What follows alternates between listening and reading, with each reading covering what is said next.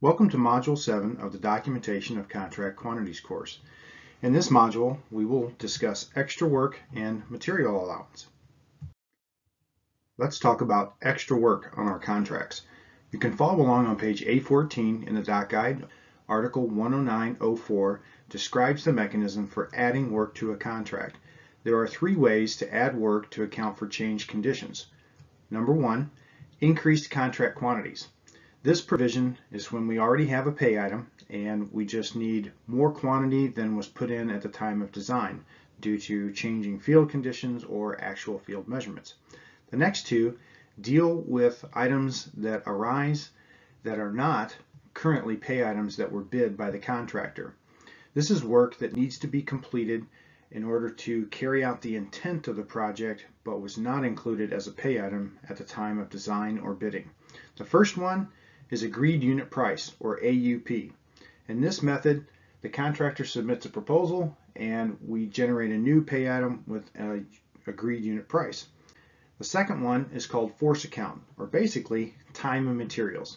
We can't come to an agreement on a unit price, so we're going to pay the contractor their labor, equipment, and material costs and give them a markup. Let's investigate agreed unit price next. On appendix page 107, you can follow along on the agreed unit price method.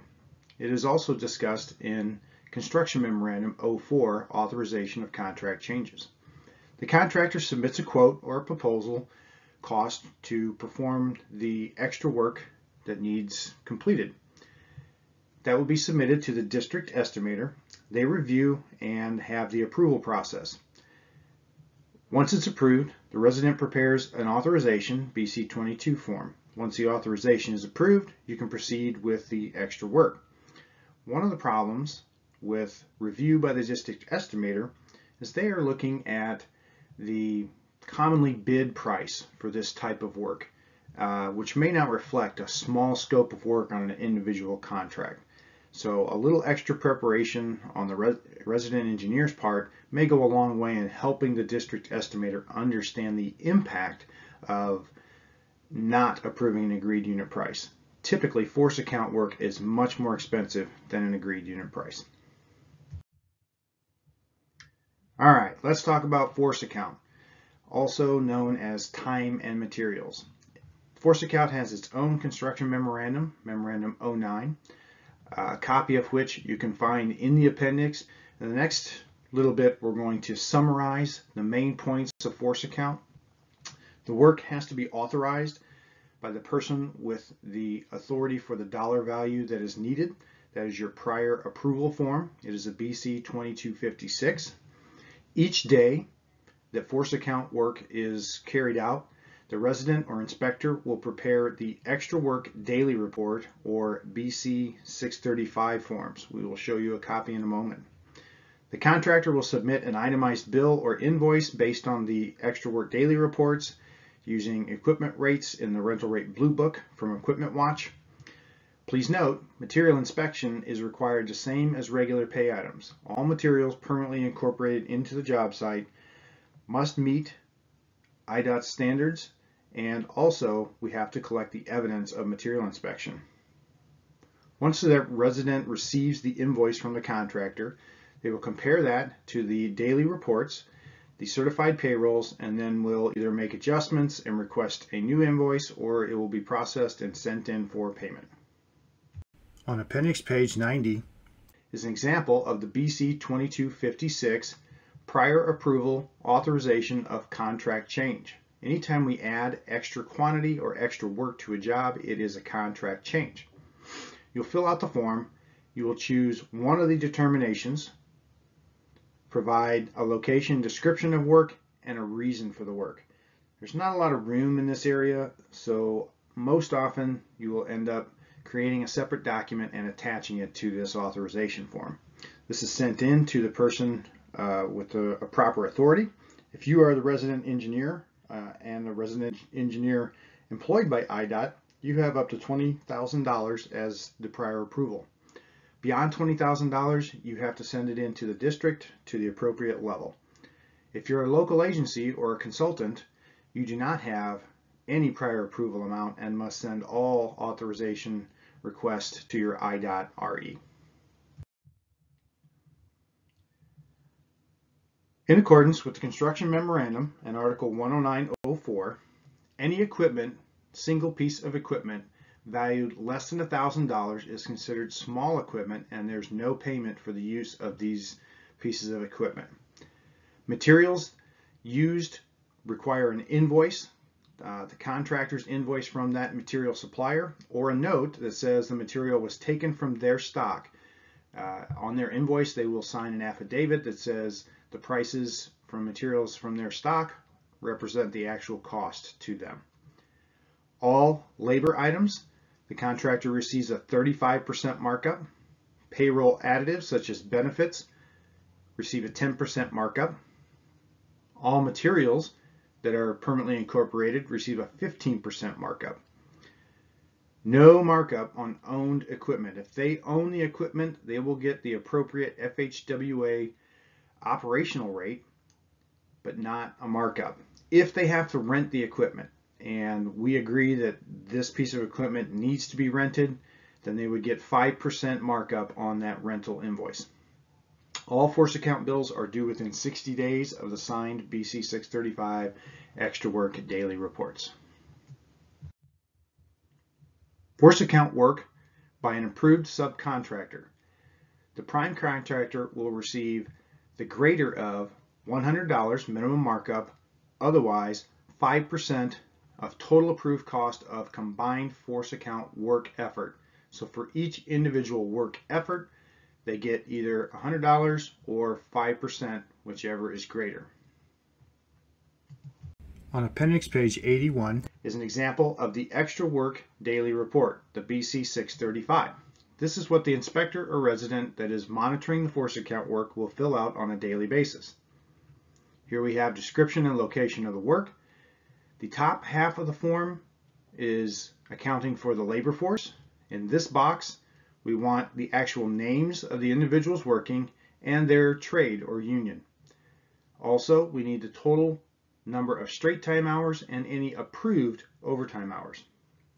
In this lower left-hand box, we are documenting any equipment that is used for the force account work, being specific with model years, capacities, model numbers, and the number of hours for each piece of equipment.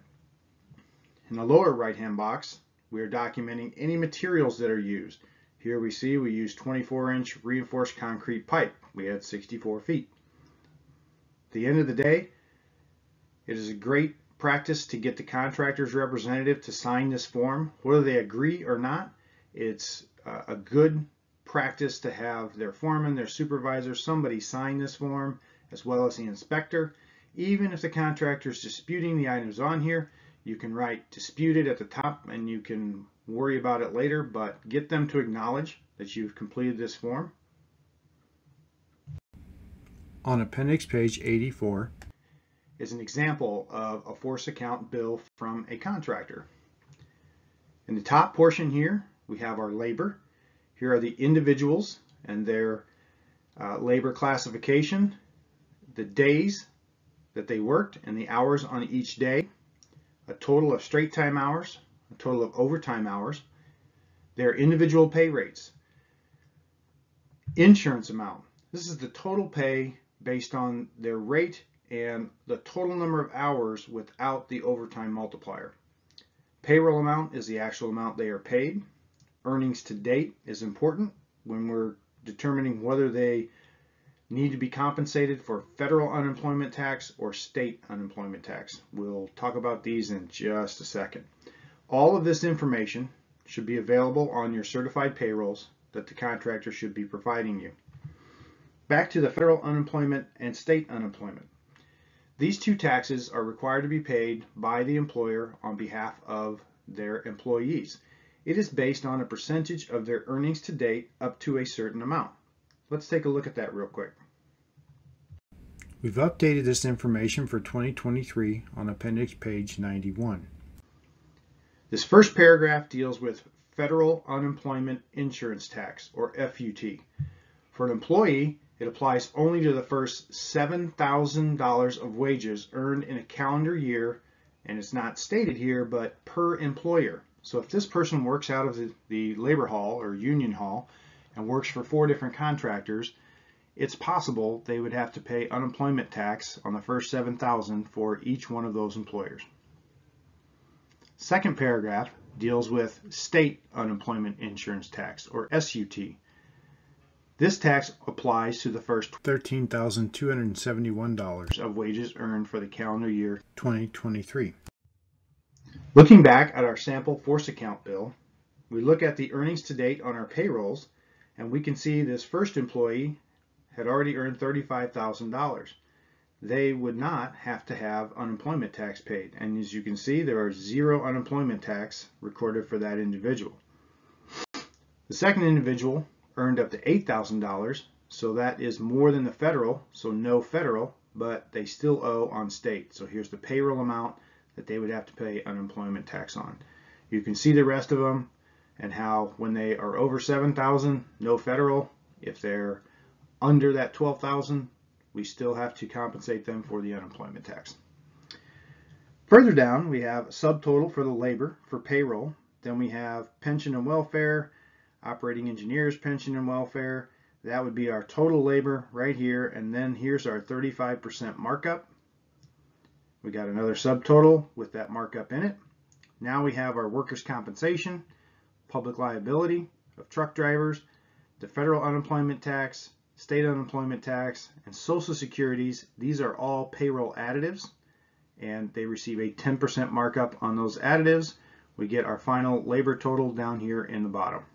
Next, we need to look at equipment and materials. On page 85 in the appendix, you can see a continuation of this invoice. Here are all of the pieces of equipment that were documented on our BC 635 daily reports. Here's the dates of use and the hours for each equipment, total hours, and then we have equipment rates. Since there are equipment rates, hourly rates in here, we can tell this contractor owned the equipment, and we need to verify that these rates match what is in the Equipment Watch rental rate program. Materials that are used. Here we see our 24-inch reinforced concrete pipe at $4.30 per foot, and they say we have attached the receipt for when we purchased this, that is the contractor. Trench backfill, some aggregate material was taken from stock. Portland cement was taken from stock. Aggregate was taken from stock.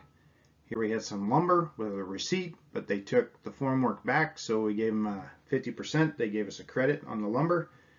We got our subtotal from the materials and then a 15% markup. Here we have the total material cost. Here's the affidavit. Certifies that the materials taken from their stock, as noted, are at their cost. This puts the responsibility on the contractor and not us for the prices that they're charging us for the in-stock materials. Here we have our labor, equipment, materials, a grand total, plus bond, because this is additional contract work, and 10% markup on the bond. And we get to our total invoice at the end. On appendix page 86 is an equipment expense rate data sheet. If the piece of equipment is not in Equipment Watch, the contractor has the option to fill out this form and submit it to the department for a determination on an appropriate equipment rate. Here is an example of a printout from the Equipment Watch web application. This is a subscription service that the 2 people in each district at IDOT have access to, and contractors should also have access to. Here we have one of the pieces of equipment from our force account bill. Down here we have our Blue Book rates. These are hourly rates. We have monthly, weekly, daily, and hourly ownership costs. What we're considering for IDOT work is the FHWA rate adjusted for region, hourly rate. The box at the bottom where I've drawn a red box is the rate, and you can see that one matches that first piece of equipment on that contractor's invoice. Let's talk about material allowance. The idea behind material allowance is that the contractor has a large material cost, or these are items that take a long lead time for production or fabrication. And the concept is IDOT is going to advance the contractor the cost for these materials so they can get it ordered and get it processed. It can only be requested by the prime contractor. We do not do material allowance with subs. Must be a minimum of $10,000 in value, or it's not worth the time and effort. It has to be inspected and properly stored, not anticipated to be incorporated into the project for at least 60 days. If it's less than 60 days, we will be turning around pay estimates in a good amount of time, so it's not worth the effort. Non-perishable only, because it's going to be stored for at least 60 days. The contractor must provide proof of payment within 60 days after they receive the material allowance payment, or 70 days after a pay estimate is entered. Prompt Payment Act says the contractor has 15 days to pay the supplier once they've been paid.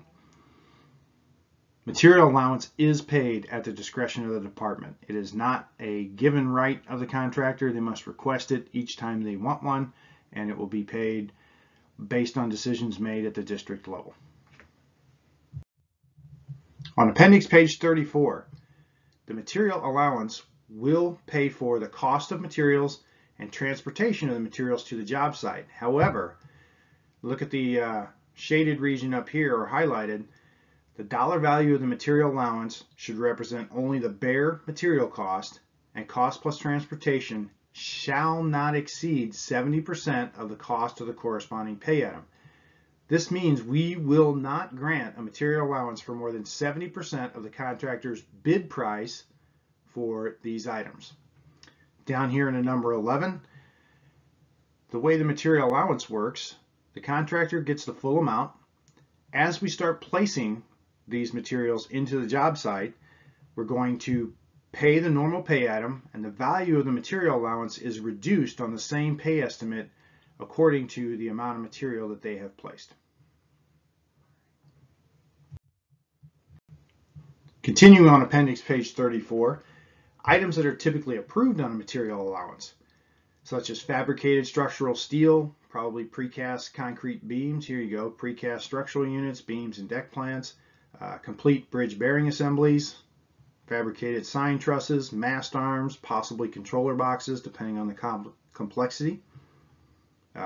Items may be impacted by a regional or statewide shortage. Could be groups of common items except for their size or type, such as large pipe culverts or storm sewers. An example, Cumberland County Covered Bridge. This was a wood bridge structure, not your typical type of structure from IDOT. It was ordered upon award, and the contractor requested the material allowance. Construction started on the substructure.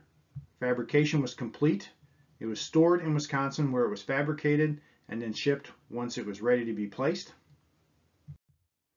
Here you can see this is the fabricated wood bridge structure, not your typical IDOT construction item. Another example of material allowance was chain of rocks steel plate girders. Again, the girders were ordered upon award.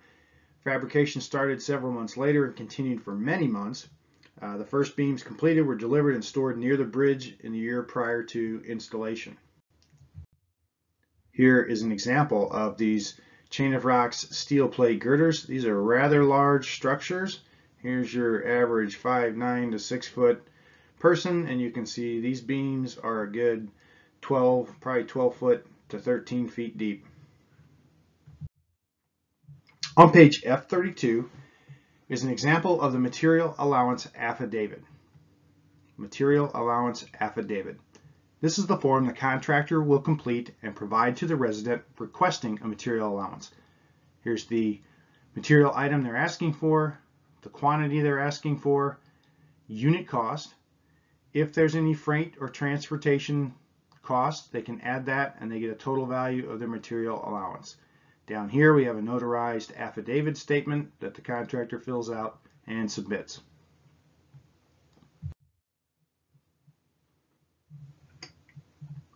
On page F33 is an example of the I-Corps statement of material allowance.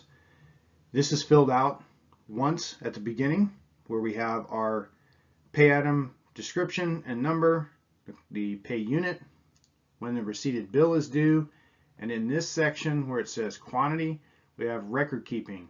Here we have a total from the material affidavit, the BC 49, how many have been paid for in place to date, and how many remain in storage. Here's the unit price each based on that total value of that material allowance. The value of the material allowance, or dollars that are outstanding, is the number in storage times the unit price, or here we go, that's the total, that would be the value of the material allowance. As the contractor installs these mast arms at least 60 days later, we will start having numbers in the paid in place to date. Those are subtracted from what's in storage, so the amount in storage will decrease. The value of the material allowance pay item will decrease and will subsequently be subtracted from their payment on each pay estimate. In CMMS, material allowances are handled a little bit differently. For each pay item, you will calculate a separate total dollar value of the material allowance that are on the BC 49 material allowance affidavit.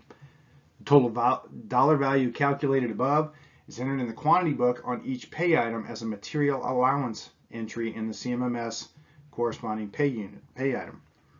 The value of the material allowance will automatically be adjusted by CMMS when you pay daily quantities for CMMS for these pay items.